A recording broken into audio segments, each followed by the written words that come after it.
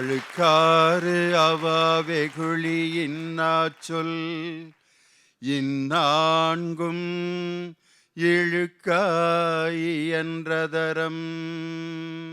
அழுக்காறு அவா வெகுளி இன்னாச்சொல் இந்நான்கும் இழுக்காய் இயன்றதரம் என்று அறத்துக்கு இவ்வுலகிற்கே இலக்கணம் வகுத்து கொடுத்த தெய்வ புலவர் திருவள்ளுவரின் இனிமையான சிந்தனையை இந்த நல்ல காலை வேளையில் உங்களுக்கு நினைவுபடுத்தி, உலகம் முழுவதும் வாழ்ந்து கொண்டிருக்கக்கூடிய கோடான கோடி கலைஞர் தொலைக்காட்சியின் ரசிக பெருமக்கள் அனைவருக்கும் என்னுடைய பணிவான வணக்கத்தையும் நன்றியையும் வாழ்த்துக்களையும் தெரிவிப்பதில் மகிழ்ச்சி அடைகிறேன். ஒரு சொல் கேளீர். இந்த இனிய நிகழ்ச்சியை வழங்குபவர்கள் இந்தியாவின் நம்பர் 1 விற்பனையாளர் லட்சுமி செராமிக்ஸ், தமிழகத்தின் தரமான பால் தமிழ் பால், அரசன் சோப் ரொம்ப ரொம்ப நல்ல soap, Yasco shirts trousers and dhotis மற்றும் இயற்கை குணமும் மண்ணின் மனமும் மாறாத அட்சயா பருப்புகள். வார வாரம் ஒரு சொல் கேளீர் நிகழ்ச்சியை கேட்டு ரொம்ப சந்தோஷமாக கேட்டுட்டு இருப்பீங்க. ஒரு சொல் என்பது வலிமை மிக்கது. நம்ம வீட்டில் இருக்க ஒரு மகனோ மகளோ பெரிய தப்பு பண்ணிட்டாங்க, குடும்பத்துக்கே அவமானத்தை ஏற்படுத்துகிற மாதிரி ஒரு தப்பு. அப்பாவுக்கு மகனுக்கு ஏதோ பெரிய பிரச்சனை வரப்போகுது, என்ன நடக்க போதோன்னு குடும்பமே அப்படியே பார்த்துட்டு இருப்பாங்க. அந்த அப்பா மகனுடைய முகத்தை பார்த்து, என்னப்பா ஏப்பா அப்படின்னு மட்டும் கேட்கட்டான். அவன் உண்மையிலே நல்ல உணர்வுள்ள மகனாக இருந்தான்னா கதறி அழுதுருவான். என்னப்பா ஏண்டா இப்படி நடந்துச்சு, ஏன் பிள்ளையாடா நீ இப்படி பண்ணுன அப்படிங்கிறதெல்லாம் அந்த என்னப்பாங்கிற வார்த்தையில் இருக்கு. அதே மாதிரி வீட்டில் நிறைய விருந்தினர்கள் வந்துட்டாங்கன்னு வச்சுக்கோங்க. இப்போ ஒருத்தனும் வரப்போகிறதில்ல கொரோனா காலத்தில். ஏன்னா போய் சோத்தை தின்னுபிட்டு வியாதியை வாங்கிட்டு வர்றதா? வேணாமுடா ஐயா, வாடா பிறந்த நாள் வச்சுருக்கேன், வேணாமுடா ஏன் இறந்த நாள் எப்போன்னு நான் முடிவு பண்ணுறதுக்கு உன் பிறந்த நாளுக்கு நான் வரணும்னு அவசியம் இல்லைங்கிறேன். காரணம், வீட்டு விசேஷங்களுக்கு இன்னைக்கு கூப்பிட்டா வரமாட்டேங்கிறேன். என்னடான்னு கேட்டால், ஒரு காலத்தில் வந்துட்டாங்களேன்னு வேதனைப்பட்டான். இம்புடுப்பே வந்துட்டானே, நம்ம ஒரு படி அரிசிக்கு தானே ஆக்கி வச்சுருக்கேன், 2 படி அரிசிக்கு ஆள் வந்துருச்சு அப்படின்ட்டு திருப்பி உழ வச்ச காலம்லாம் உண்டு. ரோட்டில் ஒருத்தர் கஷ்டப்பட்டுக்கிட்டு இருக்காரு, அவருடைய கஷ்டத்தை தீர்க்கிறதுக்கு நம்ம ஏதாவது செய்யணும்னு நினைக்கிறான்ல, அவன் அறச்சிந்தனை உள்ளவன். அந்த கஷ்டத்தை தீர்க்கிறதுக்கு செயல்களை செய்பவன் உண்மையிலே அறச்செயல்களில் மிகப்பெரிய ஈடுபாடு உடையவன். அவன் இந்த உலகத்தில் வாழ தகுதியான ஒரு மனிதன்.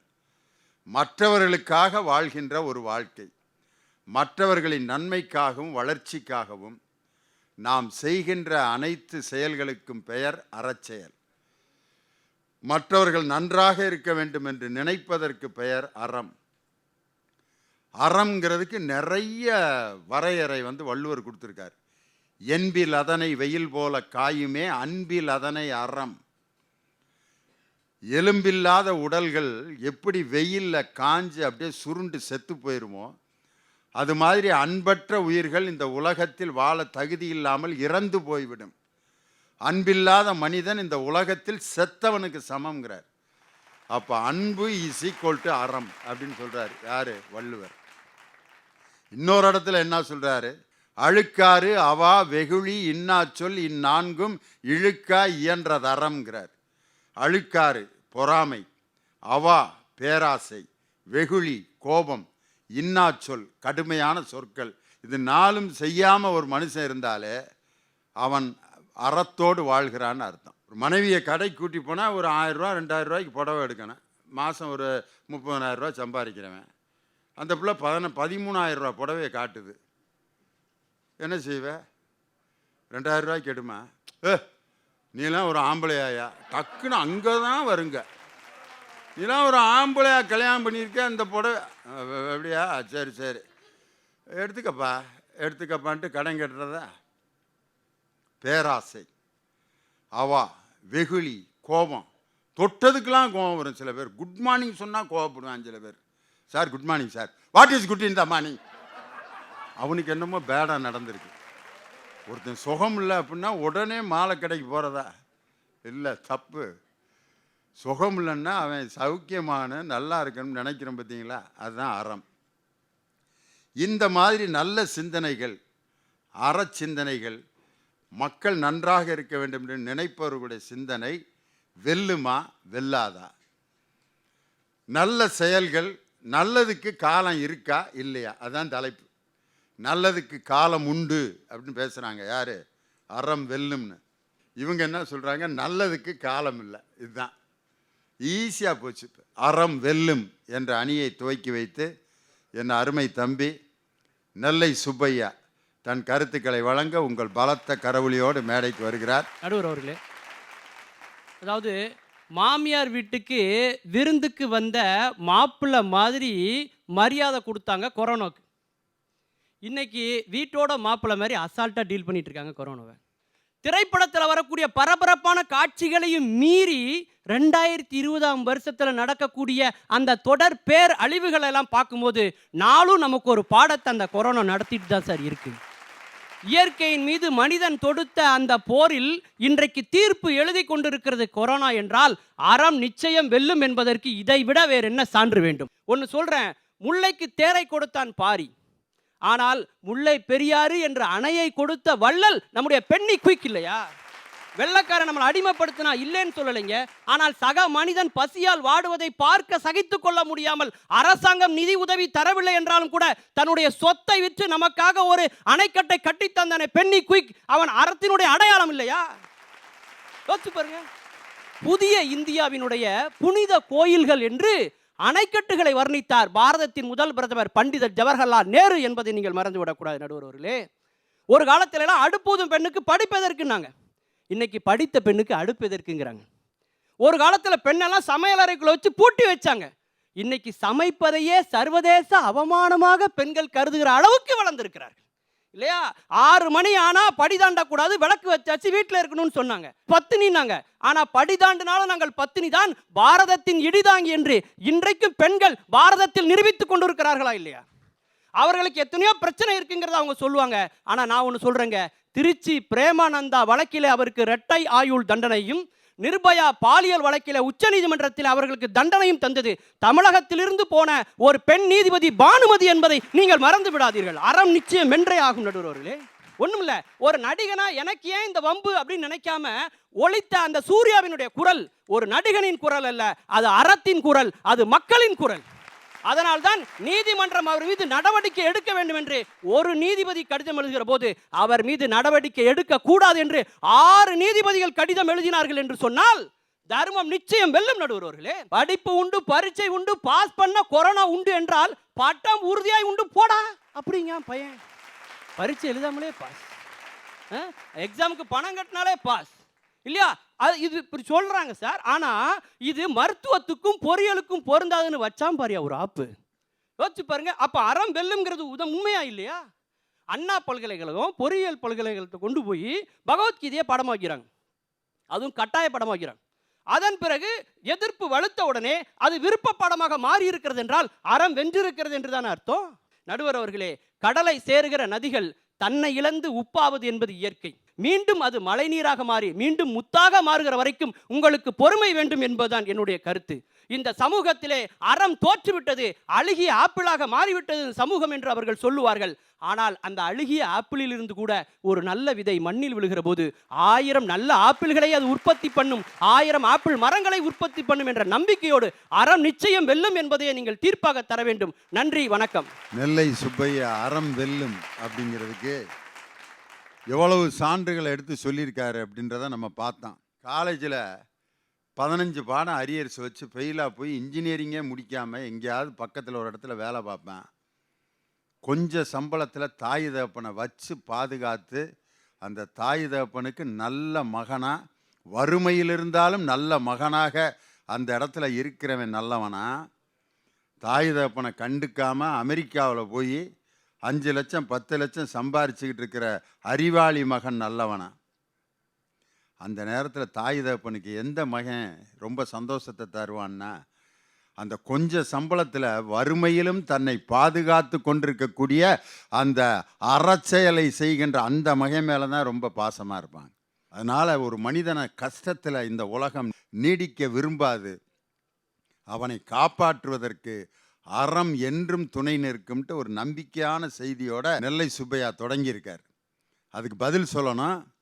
அறம் வெல்லாது என்ற அணியை துவக்கி வைக்க என் அருமை தம்பி, உங்கள் மனம் கவர்ந்த கவிஞர் இனியவன் பலத்த கரவொலியோடு வருகிறார். சுப்பையாவுக்கு பொம்பளை புள்ள இருக்கு. இந்த பக்கத்தில் அந்த அம்மா இருக்காங்களே பேராசிரியர், அந்த அம்மாவுக்கு பொம்பளை புள்ள இருக்கு. எல்லார் வீட்டிலும் ஒரு பொம்பளை குழந்தை இருக்கு. நான் ஒன்றே ஒன்று கேட்குறேன், சுப்பையா, 10 நிமிஷம் உன் பாப்பா வீட்டில் இல்லை, உன்னால் நம்பிக்கையாக சொல்ல முடியுமா பக்கத்து வீட்டில் சேஃபாக இருக்கா? 10 நிமிஷம். நான் குழந்தையாக இருக்கும் பொழுது என் தங்கச்சி அரை நாள் காணோம். எங்கள் அம்மா கவலையே படல. போயிருக்கண்டா அத்தை வீட்டுக்கு, போயிருக்கண்டா பெரியப்பா வீட்டுக்கு. நீ அரை நாள் சொல்ற, வயதுக்கு வந்த பெண்ணை பக்கத்து வீட்டில் 1 மாதம் விட்டுட்டு போன அந்த காலங்கள்லாம் உண்டு. அறநெறிக்கு உட்பட்ட ஒரு சமுதாயத்தில் 1/2 மணி நேரம் உன் வீட்டில் இருக்க ஒரு பொம்பளை பிள்ளை வர்றதுக்கு தாமதமானா உன் நெஞ்சு படபடக்குமா படபடக்காதா அப்படின்னு யார் சுப்பையாவை கேட்டிருக்கார். எங்கே அறம் வெல்லுது? நான் கேட்குறேன், நிர்பயாவுடைய அம்மாவுக்கு தீர்ப்பு வழங்கப்பட்டது. நிர்பயா எங்க? செத்து போயிட்டா சார்.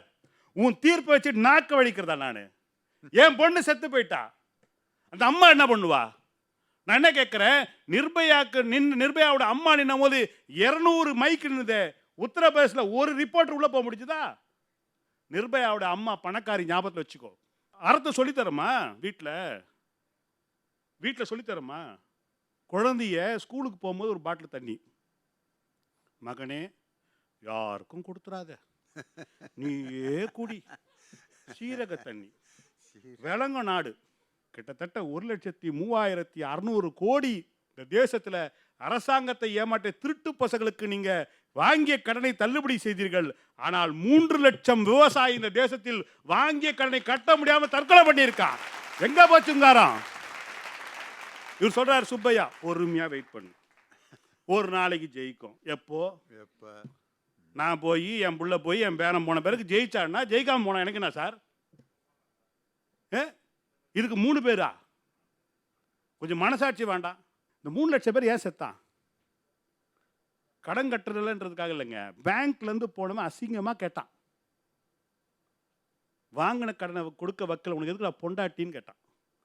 புள்ளை எப்படா பெற்றுக்கிட்டேன்னு இந்த வார்த்தையை பயன்படுத்தினான். இழுக்காரு இன்னா சொல்லுக்கு பயந்து செத்து போயிட்டான் சார். வார்த்தைக்கு பயந்தான், இந்த அவமானம் தாங்காமல் பயந்தான். ஆனால் இன்னைக்கு லண்டனில் உட்காந்துட்டு சொல்கிறான், நீதிமன்றத்தில் இந்தியாவில் இருக்கின்ற சிறைச்சாலைகளில் கழிவறை வசதி சரியில்லை. அங்கே இருக்கிற லண்டனில் இருக்கிறவன் சொல்கிறான், எனக்கு அந்த வீடியோ எடுத்து அனுப்புங்க. எதை? அவன் உட்கார டாய்லெட்டை வீடியோ எடுத்து அனுப்பணுமா? சுகாதாரம் திருட்டு பையில எங்கே உட்கார வச்சா என்ன? நான் கேட்குறேன், 75 ரூபா ஒருத்தர் பிட் பாயிண்ட் அடிச்சா, இல்லை 100 ரூபா பிட் பாயிண்ட், அவனை அடிக்கிற அடி இந்த 100 கோடி 1000 கோடி 30,000 கோடி அடிச்சான், அவனை உரிச்சிருக்க வேணாவா? நீங்கள் நல்லா ஞாபகத்தில் வச்சுங்க, இந்த தேசம் சாதாரண தேசம் கிடையாதுங்க. உப்புக்கு வரி கொடுக்க முடியாது உப்பு சத்தியாகிரகம் செய்த தேசம்தான் சாப்பாட்டுக்கு 18% ஜிஎஸ்டி கொடுத்துட்டு வாழ்ந்துட்டு இருக்கிறோம். எங்க சார் போச்சுங்காரம்? எங்க போச்சு? உத்தரப்பிரதேசில் முகமதுன்னு ஒருத்தர், அவர் வீட்டில் ஒரு ஆட்டுக்கறி சாப்பிட்டுங்கிறார். நீ மாட்டுக்கறி தான் சாப்பிட்றேன்னு சொல்லிட்டு குடும்பத்தோடு அடித்து கொடுத்துறான்ல, எங்கே கிடைச்சது நீதி? என்ன பண்ணீங்க? தமிழ்நாட்டில் தானே இருக்கீங்க, தமிழ் பேராசிரியர் தானே நீங்கள்.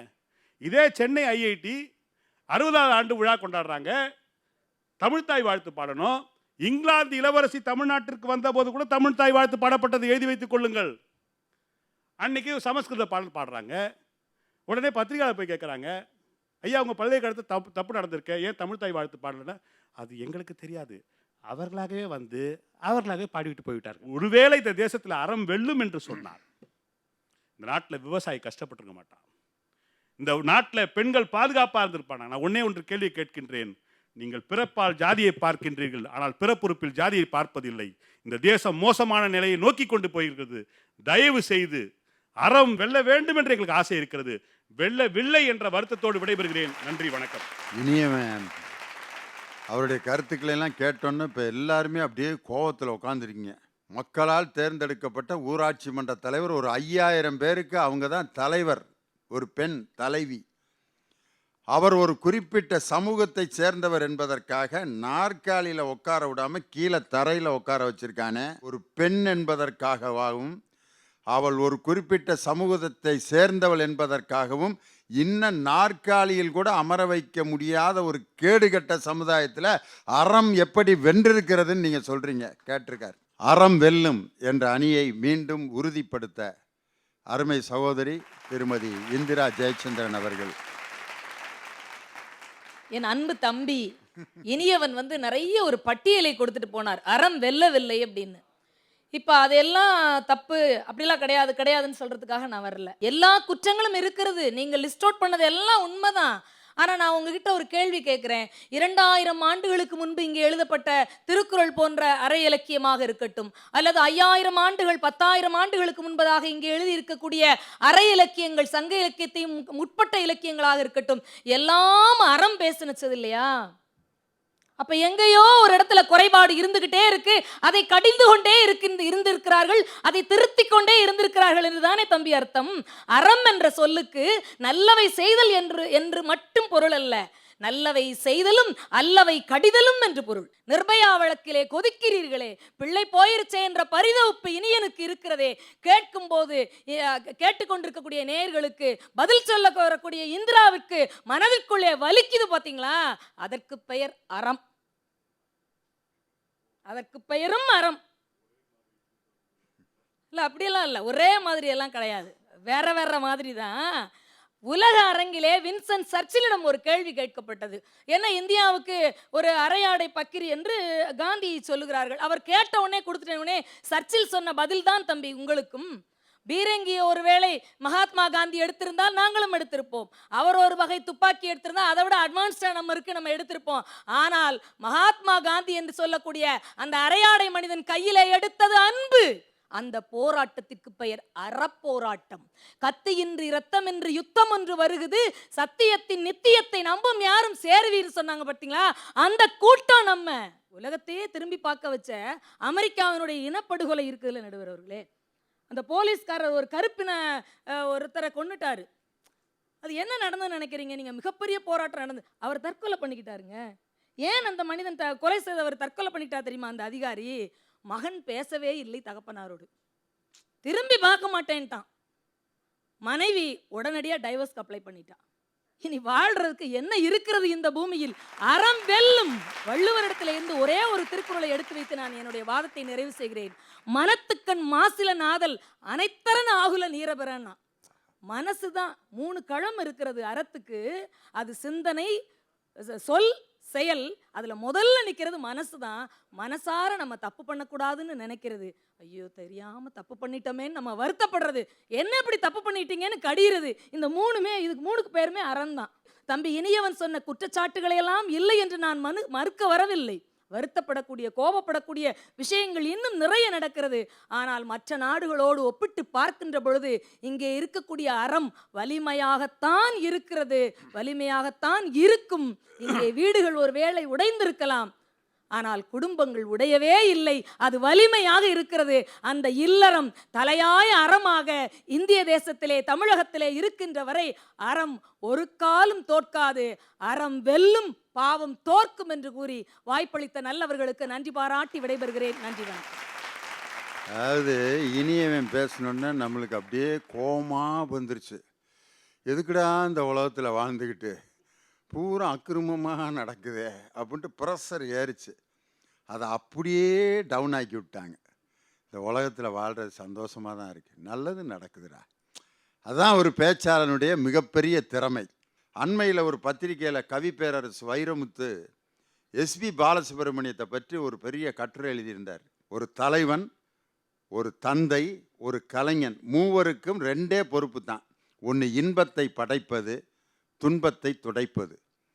எஸ்பி பாலசுப்ரமணியம் ஒரு கலைஞன் என்ற முறையில் அழகான காதல் பாடல்களை பாடி இன்பத்தை படைத்தார், சோக பாடல்களை பாடி துன்பத்தை துடைத்தார் அப்படின்னு எழுதியிருக்கார். இன்பத்தை படைப்பதும் துன்பத்தை துடைப்பதும் அறம். அருமையாக கொண்டு போனாங்க. அதுக்கு பதில் சொல்லணும். அருமை பேராசிரியர் வேதநாயகி அவர்கள் வருகிறார்கள். நடுவர் அவர்களே, எங்க ஊர்ல ஒரு பழமொழி ஒண்ணு சொல்லுவாங்க, எல்லாம் இருக்கு பெட்டியில, கீரை கடைய சட்டி இல்லை. அது போலதான் அவங்க என்னமா பேசிட்டு போயிருக்காங்க. அவங்க அடே எங்க அப்பா சங்கம் வளர்த்து தமிழ் வளர்த்த இந்த நாட்டில்தான் பள்ளிக்கூடத்துல தமிழ்ல பேசினா ஃபைனை போடுறாங்க. அறம் வெல்லுமா வெல்லாதா? அம்மான்னு கூப்பிட்டதுக்கு 50 ரூபா ஃபைனு. ஆமா. எப்படி நீ உங்க அம்மாவை அம்மான்னு கூப்பிடலாம்? மம்மி அப்படின்னு கூப்பிடு. டீச்சர் மிஸ் அப்படின்னு தான் கூப்பிடணும். ஆசிரியை அவர்களே அப்படின்னா 250 ரூபா ஃபைன். தமிழ்நாட்டில் நடக்குது. இதுக்கு பேர் அறம் வெல்லுமா?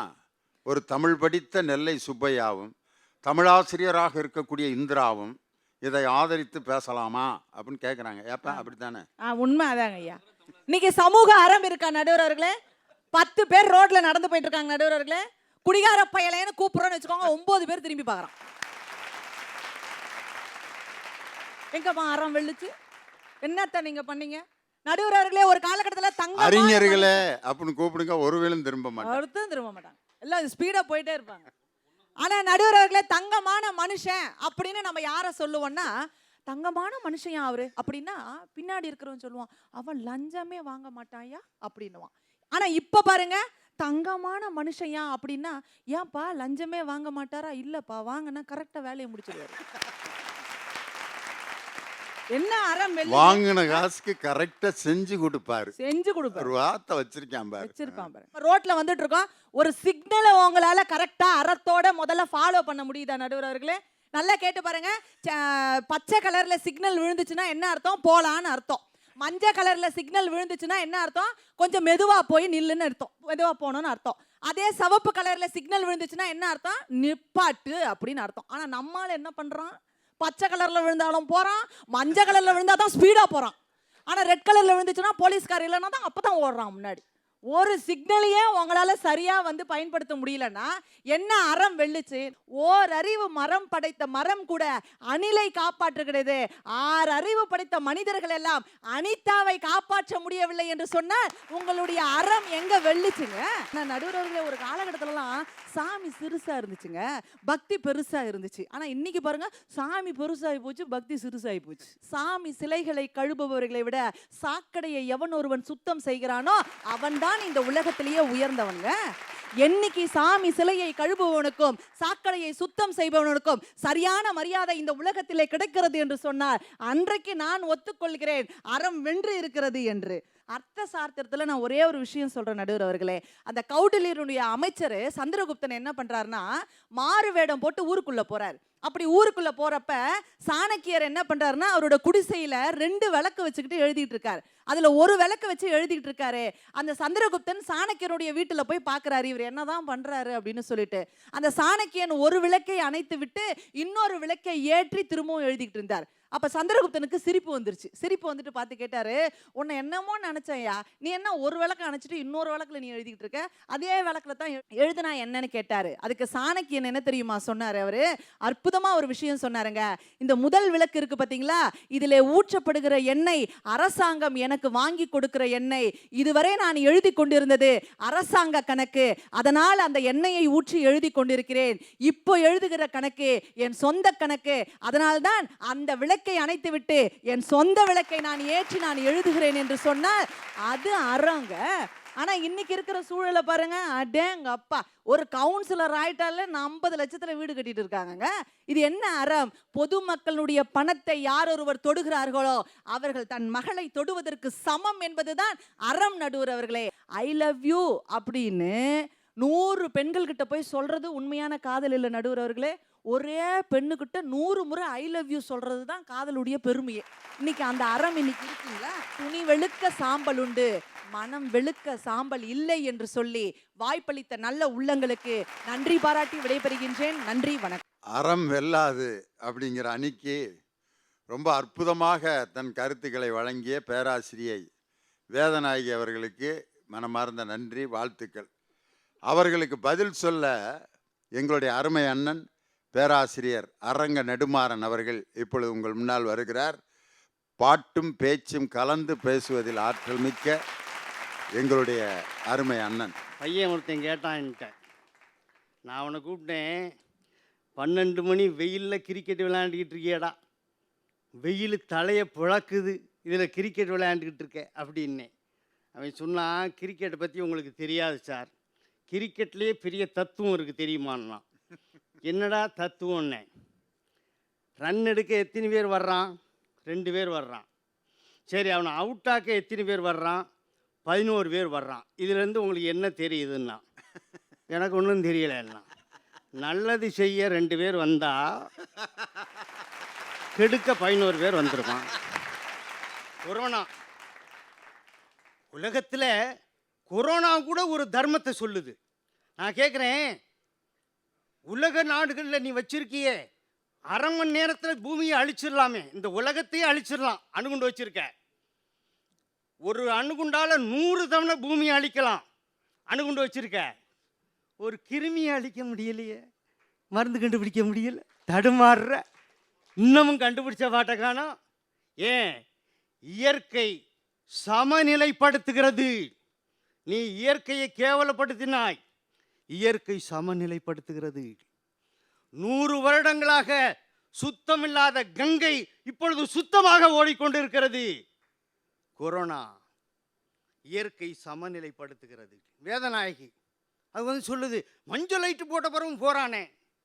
மஞ்சள் லைட்டு போட பிறகு போறவன் 2 பேர் தான், நிற்கிறவன் 100 பேர் நிற்கிறானே. அது கண்ணு தெரியலையா உங்களுக்கு? அதை பார்க்க மாட்டீங்களா? நல்லதை பார்க்கவே மாட்டீங்க, இந்த போறவனை தான் பார்ப்பீங்க. ஒரு தெருவில் 6000 பேர் இருக்கான்னா 6000 பேரும் தண்ணியை போட்டு ரோட்டில் படுத்திருக்கேன். ஒரு 2 பையன் தான் சாக்கடையில் கிடக்கிறேன். 6000 பேருமா கிடக்கிறேன். மீதி 5998 பேர் வீட்டில் நல்லா இருக்கானே, அதை பாருமா. ரோட்டில் போகிறப்ப குடிகாரன்னு கூப்பிட்டா 9 பேர் திரும்பி பார்க்குறானா. ரோட்டில் போகிறப்ப நீங்கள் குடிகாரன்னு கூப்பிட்றீங்க சம்மந்தம் இல்லாமல். அவன் குடிகாரன் கூப்பிட்டக்கவா இல்லை, யாரோ ஒரு பொம்பளை கூப்பிடுன்னு திரும்பி பார்க்குறான். என்ன கேட்குறீங்க?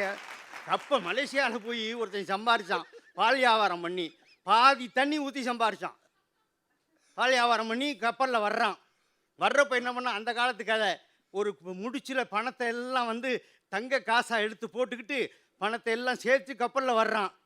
பாதி வெளில வர்றப்ப கப்பலில் ஒரு குரங்கு என்ன பண்ணிச்சு, அந்த பண முடிப்பை அப்படி வெடுக்குன்னு பிடிக்கிட்டு கொடிமரத்து மேலே ஏறிடுச்சு கப்பலில். இவன் கதறான், குரங்கே குரங்கே இறங்கு இறங்குங்கிறான். ஏன்னா எல்லா காசும் அதுகிட்ட இருக்குது. அப்போ அந்த குரங்கு என்ன பண்ணிச்சான், அந்த பையில் இருந்துச்சுல தங்க காசு, ஒரு காசை கப்பலில் போடுது, ஒரு காசை தண்ணியில் போடுது, ஒரு காசை கப்பலில் போடுது, ஒரு காசை தண்ணியில் போடுது. பக்கத்தில் இருந்தவன் இவனை பற்றி தெரிஞ்சவன் சொன்னான், தண்ணி காசு தண்ணியோட போகுது, பால்காரங்காசு பால் கப்பலுக்குள்ளே வருதுன்னா. இதான் தர்மம். நீங்கள் எங்கள் ஊரில் தையக்கார ஒருத்தர் கொலை பண்ணிட்டாரு. ஆனால் வக்கீல்லாம் வச்சு கடைசியில் பார்த்தீங்கன்னா தப்பிச்சிட்டார். அன்னைக்கு அவர் அந்த ஊரில் இல்லாத மாதிரி காட்டி கோர்ட்டில் காட்டி ஜெயிச்சிட்டார். நீதி தோத்து போச்சு. 6 வருஷம் கழிச்சு இவர் தையக்கடைக்கு எழுத்தாப்புல ஒரு கொலை நடந்துச்சு. இவருக்கு சம்பந்தமே இல்லை, இவர் அரெஸ்ட் பண்ணிட்டான். மரண தண்டனை. மரண தண்டனைக்கு போகிறப்போ அந்த தையக்காரர் சொன்னார், நான் இந்த கொலையை செய்யவே இல்லை, ஆனால் நான் இதுக்கு வருத்தப்படலை. 6 வருஷத்துக்கு முன்னாடி நான் ஒரு கொலை செஞ்சு தப்பிச்சிட்டேன், அதை தான் இப்போ நான் அனுபவிக்க போகிறேன்னு சொன்னாரே. அங்கே தான் தர்மம் ஜெயிக்கிறது. அடுத்தவன் மண்ணுக்கு ஆசைப்பட்டால் நீ அழிவாய், அதான் மகாபாரதம். அடுத்தவன் மனைவின் மீது ஆசைப்பட்டால் நீ அழிவாய், அதான் ராமாயணம். முடிவு போச்சு. தர்மத்தின் வாழ்வுதனை சூது கவ்வும். அங்கே 3 சூது உட்காந்துருக்கு. தர்மத்தின் வாழ்வுதனை சூது கவ்வும், மறுபடியும் தர்மம் வெல்லும், தர்மம் வெல்லும். வாய்ப்புக்கு நன்றி, வணக்கம். அண்ணன் சொல்கிற வாக்கியத்தை நல்லவனும் பயன்படுத்துகிறேன், கெட்டவனும் பயன்படுத்துகிறேன். ஒரு திருடவன் திருட போகிறான், அன்னைக்குன்னு பார்த்து பயங்கர போலீஸ் பாதுகாப்பு. அவன் சொல்லிட்டு போகிறான், தர்மத்தின் வாழ்வுதனை சூது கவ்வும், இறுதியில் தர்மம் வெல்லும்ங்கிறான். என்னைக்கு இருந்தாலும் நான் திருடித்தாண்டா ஆவேன். அந்த வாக்கியத்தை பயன்படுத்துகிறவனை பொறுத்து அந்த வாக்கியத்தினுடைய தன்மை மாறுது. அண்ணன் வந்து அழகான ஒரு வாக்கியத்தோடு முடித்தார். நிறைவாக, அறம் வெல்லாது என்ற அணியை நிறைவு செய்ய எங்கள் அன்பிற்கும் பாசத்திற்குரிய அருமை கவிஞர் நந்தலால் அவர்கள் உங்கள் பலத்த கரவொலியோடு வருகிறார் அந்த அணியை நிறைவு செய்ய. சார்லி சாப்ளின் ரொம்ப பிடித்த கலைஞன். சார்லி சாப்ளின் அறத்தை மீறான் பாருங்க. அவனுடைய காதலி ஒரு சூப்பர் மார்க்கெட்டில் கேக் திருடிடுவான். திருடின உடனே போலீஸ்காரவங்க இவங்க அறத்தின்படி பிடிச்சிக்குவாங்க. அறத்தின்படி பிடிச்சிக்குவாங்க. கோர்ட்டில் கேஸ் ஆகி போகும். சாப்பிளியில் கேட்பாங்க, நீ தான் இப்போ ஐ விட்னஸ், இதோ இவ தான் கேட்க திருடி இருக்கா, உன் பதில் என்ன? நான் என்ன சொன்னேன்? அறம் மீறப்படும். அறம் மீறப்படும் போது தான் சமூகம் வளரும் சொன்னல. சாப்பிளின் சொன்னான், இவள் திருடவில்லைன்னா. ஜட்ஜு கேட்டார், திருடி இருக்கா கேட்க, தின்று இருக்கா பார்த்துருக்காங்க, நீ திருடலைங்கிற. சாப்பிளின் சொன்னான், அவள் திருடவில்லை, அவள் பசிக்கு எதிராக போராடுகிறாள் என்று சார்லி சாப்ளின் பதில் சொன்னான். உங்கள் அறம் மாறலையா? அப்போ நான் தெரியாமல் கேட்குறேன். அது மட்டும் இல்லை, கிரிக்கெட்டை பற்றி வந்து சொன்னார். அண்ணே கிரிக்கெட் பார்த்தீங்களா? எங்கள் அனிதாவுடைய பேசிய அன்பு தோழி சொன்ன உடனே 2 பேர் நல்லா இருக்கிறான், 11 பேர் கெடுக்கிறானே. கிரிக்கெட்டே அடிப்படையில் கோளாறுண்ணே. கிரிக்கெட்டே அடிப்படையில் கோளாறு, புரிஞ்சுக்கங்க. ஏன் நீங்கள் கபடியை தூக்கி சுமக்க மாட்டேங்கிறீங்க? ஏன் ஹாக்கி பிளேயரெல்லாம் நடுத்தூரில் விட்டீங்க? ஏன் ஃபுட்பாலுக்கு மரியாதை இல்லை? ஏன்னா கிரிக்கெட்டில் தானே ஜாதி அற்புதமாக இருக்குது. நீ நல்லா கவனி, கிரிக்கெட்டை உயர் ஜாதிக்காரன் கட்டிக்கிட்டு அழுகிறது ஒரு காரணம் இருக்குது. ஏன் தெரியுமா? 11 பேரும் தள்ளி தள்ளி நிற்பான், யாரையும் தொட வேண்டியில்லை. யாரையும் தொட வேண்டியில்லை கிரிக்கெட்டில். அது மட்டும் இல்லை, இவங்க எல்லாரும் போடுற பந்து இருக்குல்ல, அதை பிடிக்க வேண்டிய ஒருத்தர் இருக்கிறான். யாரோ 11 ஜாதிக்காரன் நிற்பான்ல, அதனால தான் பிடிக்க வேண்டியவன் கையில் க்ளோஸ் போட்டுக்கிறான். உங்களுக்கு இதை விட சாதி காப்பாற்றுக்கிற நாடு வேறு எங்கே இருக்குது? என்னென்ன பேச்சு பேசுறீங்க கேது வந்து நின்றுக்கிட்டு? நான் கேட்குறேன், உண்மையாகவே உங்கள் அறம் என்ன சொல்லுது? தப்பு செஞ்சவன் தண்டனை அனுபவிப்பான். கரெக்டாக? உங்கள் அறம் தப்பு செஞ்சவன் தண்டனை அனுபவிப்பான். இந்த நாட்டின் விவசாயிகள் என்னையா தப்பு பண்ணா இவ்வளவு கஷ்டம் அனுபவிக்கிறானே, என்ன கஷ்டப்பட்டா நீ சொல்லுங்கள், பதில் சொல்லுங்கள். அது மட்டும் இல்லை, இந்தருங்க அறம்ங்கிறதே ஒரு ரம்பக்குங்க. அறம்ங்கிற ஒரு ரம்பக். இது சோத்தாங்கய்யா, இது பீச்சாங்கை. பிறக்கும்போது இந்த கை இந்த வேலையை செய்வேன், இந்த கை இந்த வேலையை செய்வேன் கூட சொன்னிச்சா? இந்த கை சோறு தின்கிற நல்ல கை, இது மலமுள்ளுகிற கை என்று காலங்காலமாக அறம் பேசுகிறீங்களே, என்னைக்காவது பீச்சாங்குகளை பார்த்து மலமுள்ளும் தோட்டிக்கு எது பீச்சாங்கை என்று கேட்டிருந்தால் உங்களிடம் என்ன பதில் இருக்கிறது என்று நீங்கள் தயவுசெய்து சொல்ல வேண்டாமா? நீங்கள் அன்டச்சபிலிட்டி சின், தீண்டாமை என்பது பாவம் என்பது எல்லாரும் சொல்லிட்டாங்க அந்த நாட்டில். நின்றுச்சா? தீண்டாமை பாவம்னு சொல்லும் போது தீண்டாமை நின்றதா? தீண்டாமை குற்றம் என்று வந்த பிறகுதான் தீண்டாமை பேசப்படுகிறது என்பதை நீங்கள் தேசம் மறந்துடக்கூடாது. இப்போது சொல்கிறேன், அறம் மீறப்படும் போது தான் சமூகம் வளருங்கிறதுக்கு வேறு யாரும் உதாரணம் இல்லை. கௌதம புத்தன், இதே பிரச்சனை புத்தர்கிட்ட வருது. புத்தருடைய குடும்பமே வந்து புத்தத்தில் சேர்றாங்க. புத்தனுடைய மகன் ராகுலன் புத்த மதத்தில் சேர்றான். புத்தனுடைய சித்தப்பா பையன் ஆனந்தன் புத்த மதத்தில் சேர்றான். அவன் மனைவி யசோரா புத்த மதத்தில் சேர்றாங்க. இதெல்லாம் சேரும்போது மேடையில் நடுவர் இருக்க மாதிரி புத்தர் உட்கார்ந்துருக்காரு. கீழே வரிசையாக உட்காந்துருக்காங்க. ஒரு நாவிதர் முடியெல்லாம் மலித்து புத்த மதத்தில் சேர்க்குறாரு. ஓரமாக ஒரு பையன் நின்றுக்கிட்டு இருந்தான். அவன் மட்டும் அனாதையா. புத்தர் கூப்பிட்டு ஏன்டா நிற்கிறேன்னாரு. நான் ஒரு நாவிதரோட மகங்க, ஏதோ முடி எடுக்கிறாருல அவர் பையன் நான் தான். என்னை எப்படிங்க உங்கள் மன்னர்கள் பக்கத்தில் உட்கார வைப்பாங்க என்று கேட்குறான். புத்தர் என்ன தெரியுமா செஞ்சார்? ஏகலவன் செஞ்ச மாதிரி செய்யலை. நீனும் சேர்றாரு. அவனும் சேர்றான். சேர்ந்த பிறகு புத்தர் செய்த மாபெரும் மாற்றம் இந்த அறத்தில். இந்த பையன் பேர் உபாலி. அவனை சேர்த்துட்டு என் மகன், என் சித்தப்பா பையன், என் மனைவியெல்லாம் சேர்ந்த இன்றைய புத்த மதத்தின் குழுவுக்கு நீதான் தலைவன் என்று நியமித்தான். காலம் நிரூபித்தது, அந்த உபாலிதான் புத்த சங்கத்தின் ஆனந்தனுக்கு நிகரான சீடனாக வளர்ந்தான் என்று சொன்னதன் மூலம் வாய்ப்பு தரப்பட்டால் எல்லோரும் ஜெயிப்பான் என்பதை இந்தியாவில் நிரூபித்த முதல் மனிதன் கௌதம புத்தர் என்பதை நீங்கள் தயவு செஞ்சு மறந்துட வேண்டாம். எனவே அறம் மீறப்படும், அறம் மீறப்பட வேண்டும். மீறப்படும் போதுதான் சமூகம் வளரும் என்பதுதான் புத்தனும் அம்பேத்கரும் பெரியாரும் நிரூபித்த உண்மை. விடைபெறுகிறேன். நன்றி, வணக்கம். நல்லதுக்கு காலம் உண்டு, நல்லதுக்கு காலம் இல்லை. அதுதான் இன்னைக்கு நம்ம எடுத்திருக்கிற பேச்சு. இன்னைக்கு அறம்ங்கிறது செத்து போனதை பார்த்து நமக்கே பழகி போச்சு அப்படின்றாங்க. ஒரு பெரிய அதிகாரி ஜோக் அடிக்கிறாரு, மொக்க ஜோக்கு. முன்னால் உட்காந்து சத்தம் போட்டு பக்கத்தில் எதுக்குடா சிரிச்ச, அருமையான இங்கே என்னன்னு சொல்லு அப்படி சாமர்ரா அப்படின்ட்டு என்னானே தெரியாமல் சிரிக்கிறாங்க. ஒரு கவிதை சொல்கிறாரு அந்த அதிகாரி. அதுக்கு பேர் கவிதையே கிடையாது. இல்லாதது இருப்பது போல் தெரிகிறது, இருப்பதோ இல்லாதது போல் தெரிகிறது. ஏனென்றால் இல்லாததும் இருப்பதும் இருப்பதிலிருந்தே தானே கிளம்புகிறதுங்கிறாரு. இவங்க ஐயா என்னய்யா கவிதை ஐயா, இதுக்கெல்லாம் இலக்கியத்தில் பெரிய பரிசு கொடுக்கணும்யா. ஆனால் மனசுக்குள்ளே சொல்கிறான், எழுதியிருக்கான் பாரு முட்டாப்ப, ஒன்றுமே புரியல, இதை உட்காந்து எழுதி நம்மள்கிட்ட வாசித்து வேற காமிச்சுக்கிட்டு இருக்கான். புரளி கட்டி பொருளை தட்டும் சந்தை, பச்சை புழுகை விற்று சலுகை பெற்ற மந்தை, இதில் போலிகளும் காளிகளும் பொம்மலாட்டம் ஆடுகின்ற விந்தை, சொன்னால் நிந்தை. உப்புக்கல்லை வைரம் என்று சொன்னால் நம்பி ஒப்புக்கொள்ளும் மூடருக்கு முன்னால், நாம் கதறி என்ன புலம்பி என்ன ஒன்றுமே நடக்கவில்லை தோழா ரொம்ப நாளா. பஸ்ஸில் பார்த்தீங்கன்னா ஒரு குரூப் ஏறுது, ஒரு திடீர் முகூர்த்த நாள், ஒரு 50 பேர் ஏறுறான். ஏற்கனவே அந்த பஸ்ஸில் முழு சீட்டை தலானி மாதிரி பையை வச்சு நிம்மதி ஒருத்தன் தூங்கிக்கிட்டு இருக்கான். இடையில நிப்பாட்டுற பஸ்ஸில் ஒரு 50 பேர் ஏறுறான். அவனை எழுப்புறாங்க கண்டக்டர், எந்திரியா டிக்கெட்டு வந்திருக்கு, நீ வாட்டுக்கு நீட்டி நிமிந்து படுத்துருக்க. ஆட இவ்வளோ நேரம் தூங்கிட்டு வந்தேன், பாடாதி பயிலுக வந்து எழுப்பி விட்டாங்க. ஆளு உங்கள் முகூர்த்தம் ரொம்ப தேவையாடா, நிம்மதியாக தூங்கு கூட விடாமல். பெரியார் சொல்கிறாரு, இடஒதுக்கீட்டை மறுக்கக்கூடியவர்கள்லாம் யாருன்னா இந்த நீட்டி நிமிந்து 10 மணி நேரம் படுத்துட்டு வந்தான் பார், அவன்தான். அவனை எழுப்பி விட்டு எல்லாருக்கும் அதில் இடம் கொடுறான்னு சொல்லி கேட்குறான்.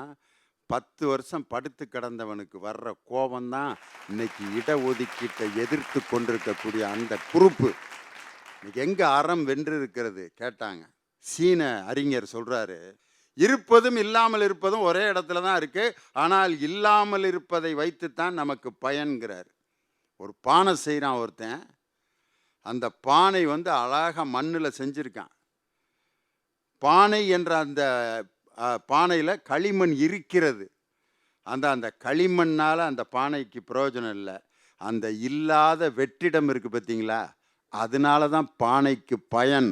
அந்த வெற்றிடம் இல்லாமல் வெறும் குண்டு களிமண்ணால் பானைக்கு பிரயோஜனம் உண்டா? உள்ளுக்க வெற்றிடமே இல்லாமல் ஒருத்தன் குடம் செஞ்சுருக்கான், தண்ணி ஊற்றி வைக்க முடியுமா? அந்த வெற்றிடத்தினால்தான் பானைக்கு பெருமை.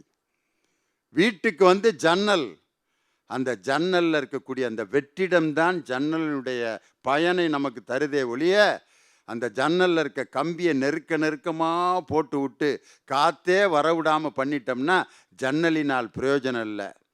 ஒரு ஜன்னல் செய்பவன் வெற்றிடத்தினால் எப்படி ஜன்னல் பயன்படுகிறதோ, ஒரு பானை எப்படி வெற்றிடத்தினால் பயனளிக்கிறதோ, அதுபோல அறம் இல்லாதது போல்தான் தெரியும். ஆனால் அது இல்லாமல் இருந்து கொண்டே தெரியாமல் இருந்து கொண்டே வெற்றி பெறக்கூடிய ஒன்று எது என்றால் அதுதான் அறம். அது வெற்றி பெற்று கொண்டிருப்பதால் தான் இன்னைக்கு வரைக்கும் நம்ம நிம்மதியாக இருக்கோம். கவியரசு கண்ணதாசன் பாட்டை சொன்னால் நான் தீர்ப்பு சொல்லி முடிச்சிடலாம்.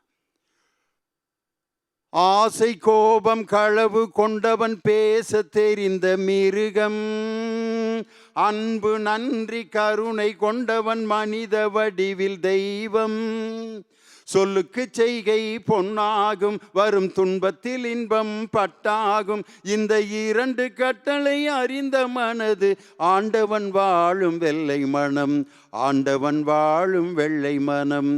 6 மனமே 6, அந்த ஆண்டவன் கட்டளை 6. தேர்ந்து மனிதன் வாழும் வகைக்கு தெய்வத்தின் கட்டளை 6, தெய்வத்தின் கட்டளை 6. துன்பத்தில் இன்பம் பட்டாகும்னா என்ன அர்த்தம்னா, ஒரு பட்டுப்புழு கஷ்டப்பட்டு கூடு கட்டி தன்னைத்தானே அழித்து உங்களுக்கு பட்டுப்புடவையா மாறிக்குது. ஒருவன் துன்பப்பட்டு மற்றவர்களுக்கு இன்பத்தை தருகிறான் பார்த்தீங்களா, அவன்தான் இந்த உலகத்தில் மிகச்சிறந்த மகான். அப்படிப்பட்டவர்கள் இருப்பதால் தான் இந்த உலகம் வாழ்ந்து கொண்டிருக்கிறது. உழவர்களின் கடன்களை நான் ரத்து செய்வேன்னு தேர்தல் அறிக்கையில் சொன்னதை முதலமைச்சரான அன்று 10 மணிக்கு முதலமைச்சர் பொறுப்பேற்று 10/2க்கு 7,000 கோடி விவசாயிகளின் கடன்களை ரத்து செய்து கையெழுத்து போட்டார்ல, அதுதான் சொல்லுக்கு செய்கை பொன்னாகும். எல்லா மக்களும் சமத்துவமாக வாழ வேண்டும் என்பதற்காக சமத்துவபுரம் கட்டி அந்த சமத்துவத்தை பேசுவது மட்டுமல்ல, அதை செயலிலும் காட்டியதற்கே அதுதான் சொல்லுக்கு செய்கை பொன்னாகும்.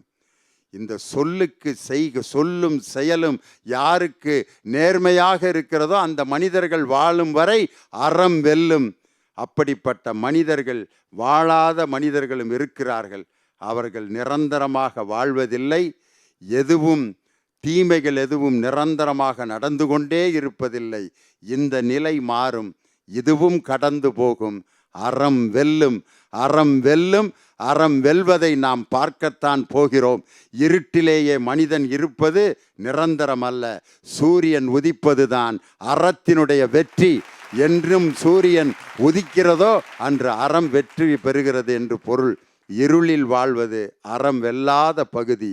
ஆனால் சூரியன் உதிப்பதோ அறம் வெல்லுகின்ற செயல். எனவே அறம் வெல்லும், அறம் வெல்லும் என்று இந்த விவாதத்திற்கு தீர்ப்பளித்து உங்களிடமிருந்து விடைபெறுகிறேன். நன்றி, வணக்கம்.